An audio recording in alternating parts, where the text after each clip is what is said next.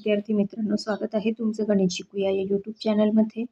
विद्यार्थी मित्रांनो, आपण इयत्ता 7वी गणित यामधील प्रकरण 12वे परिमिती व क्षेत्रफळ याचा अभ्यास करत आहोत. त्यामध्ये आज आपण पृष्ठफळ या घटकाची माहिती करून घेणार आहोत.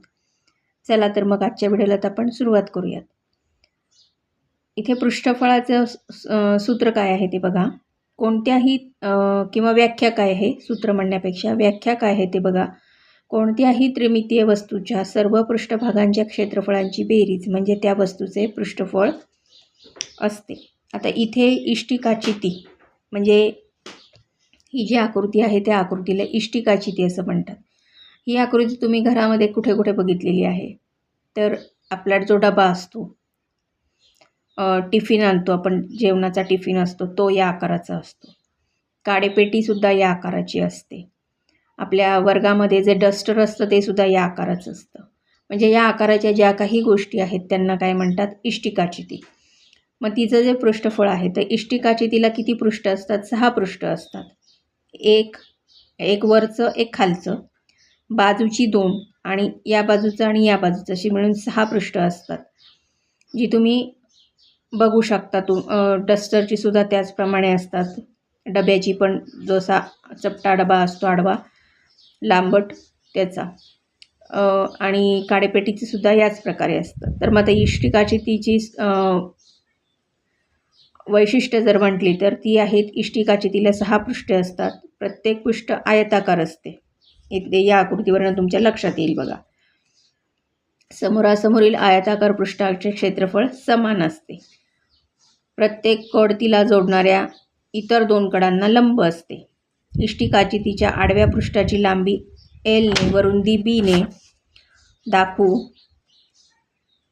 म्हणजे ही लांबी एलने दाखवली, रुंदी बीने दाखवलेली आहे. आणि उभ्या पृष्ठांची जी उंची आहे ती एचने दाखवू, इथे दाखवली आहे बघा. आता इथे आयत ABCDचे क्षेत्रफळ, आयत GHEFचे क्षेत्रफळ म्हणजे जी आकृती आत्ता आपण बघितली त्याचं क्षेत्रफळ इथे लांबी गुणिले रुंदी बरोबर L गुणिले B. आयत ADGFचे क्षेत्रफळ बरोबर आयत BCHEचे क्षेत्रफळ बरोबर रुंदी गुणिले उंची बरोबर B गुणिले H. आयत CHGDचे क्षेत्रफळ व आयत ABEFचे क्षेत्रफळ बरोबर लांबी गुणिले उंची बरोबर L गुणिले H. आता या सर्व बाजूंची जर एकूण पृष्ठफळ काढायचं ठरलं आपल्याला या इष्टिकाचितीचं, तर सर्व इष्टिकाचितीचे एकूण पृष्ठफळ बरोबर सर्व आयताच्या क्षेत्रफळांची बेरीज म्हणजे ह्या सर्व क्षेत्रफळांची काय करायची, इथे आपल्याला बेरीज करायची. म्हणून इष्टिकाचितीचे एकूण पृष्ठफळ बरोबर 2 कंसात लांबी गुणिले रुंदी, ही लांबी गुणिले रुंदी अधिक रुंदी गुणिले उंची अधिक उंची गुणिले लांबी गुणिले उंची. म्हणजेच हा 2 कॉमन जर काढला आपण, इथे 2 का घेतलेला आहे तर प्रत्येक 2 आहेत, म्हणजे समोरासमोरील 2 बाजू अशा धरलेल्या आहेत इथे.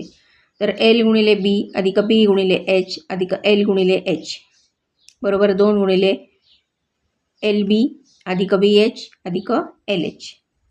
हे झालं इष्टिकाचितीचे एकूण पृष्ठफळाचं सूत्र. आता घनाचे पृष्ठफळ बघूयात आपण. घन म्हणजे हा, घनाला सुद्धा 6 पृष्ठे असतात. प्रत्येक पृष्ठ चौरसाकार असते. आता घन म्हणजे जो तुमचा डायस असतो, तुम्ही सापशिडीचा गेम खेळता त्यावेळी त्याच्यावर जो डायस असतो तो ह्या घनाच्या आकाराचा असतो. प्रत्येक पृष्ठ चौरसाकार असते. सर्व पृष्ठांचे क्षेत्रफळ समान असते. चौरसाची बाजू L मानू. घनाच्या एका पृष्ठाचे क्षेत्रफळ बरोबर चौरसाचे क्षेत्रफळ बरोबर 6 चौरसांच्या क्षेत्रफळांची बेरीज 6 गुणिले बाजूचा वर्ग बरोबर 6 गुणिले Lचा वर्ग. म्हणजेच हे काय झालं, घनाचे एकूण पृष्ठफळ याचं सूत्र आपल्याला इथे मिळालेलं आहे 6 गुणिले लांबीचा वर्ग.